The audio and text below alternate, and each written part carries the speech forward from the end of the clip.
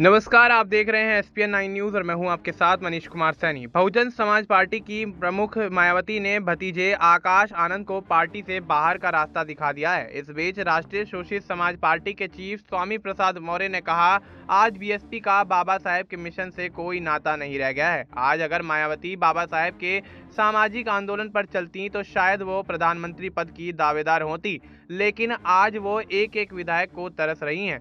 Bahujan Samaj party की प्रमुख मायावती ने हाल ही में बहुत बड़ा फैसला लिया है। उन्होंने अपने भतीजे आकाश आनंद को पार्टी के सभी पदों से हटा दिया है और पार्टी से बाहर का रास्ता भी दिखा दिया है। इसी के बाद सभी तरफ मायावती के इस कदम को लेकर चर्चा की जा रही है। राष्ट्रीय शोषित समाज पार्टी के प्रमुख स्वामी प्रसाद मौर्य ने मायावती के इस कदम के बाद कहा कि अगर मायावती बाबा साहेब के सामाजिक आंदोलन पर चलती तो वो आज देश के प्रधानमंत्री पद की दावेदार होती।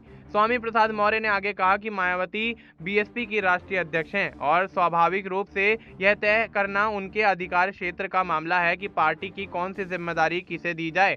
तो हम समझते हैं कि इस पर कोई खास टिप्पणी करने की जरूरत नहीं है। स्वामी प्रसाद मौर्य ने कहा कि आकाश आनंद को पहले भी उन्होंने जिम्मेदारियों से मुक्त किया था, फिर जिम्मेदारियों से मुक्त करते हुए पार्टी से बाहर किया, पहले भी बाहर किया था, फिर दोबारा से शामिल किया। उन्होंने कहा कि यह बहन जी का अपना काम है जो चलता रहता है, भतीजा नहीं तो भाई सही, भाई नहीं तो भतीजा सही। उन्होंने आगे कहा कि आज बीएसपी का बाबा साहेब के मिशन से कोई नाता नहीं रह गया है। आज अगर मायावती बाबा साहेब के सामाजिक आंदोलन पर निरंतर चलती तो शायद देश के प्रधानमंत्री पद की दावेदार मायावती ही होती, लेकिन आज वह एक एक विधायक को तरस रही हैं। उत्तर प्रदेश कांग्रेस के अध्यक्ष अजय राय ने कहा कि जिस पार्टी को कांशीराम जी ने कड़ी मेहनत से खड़ा किया था वह अब पारिवारिक मुद्दों में ही फंस गई है। प्रदेश में दलितों पर अत्याचार हो रहे हैं, लेकिन पार्टी इसके खिलाफ आवाज नहीं उठा रही है। मायावती ने 3 मार्च को आकाश आनंद के निष्कासन का ऐलान सोशल मीडिया हैंडल एक्स पर किया।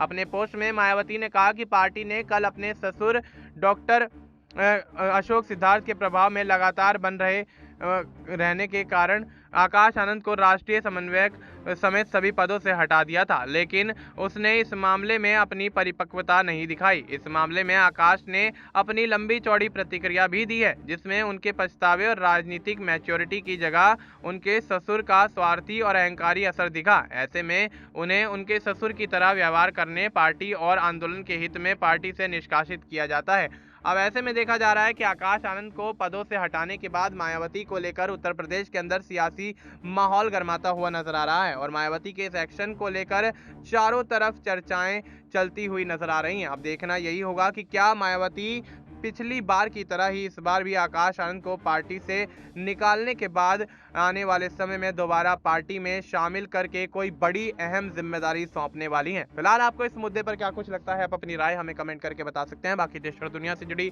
तमाम जानकारी के लिए आप देखते रहिए एसपीएन 9 न्यूज़।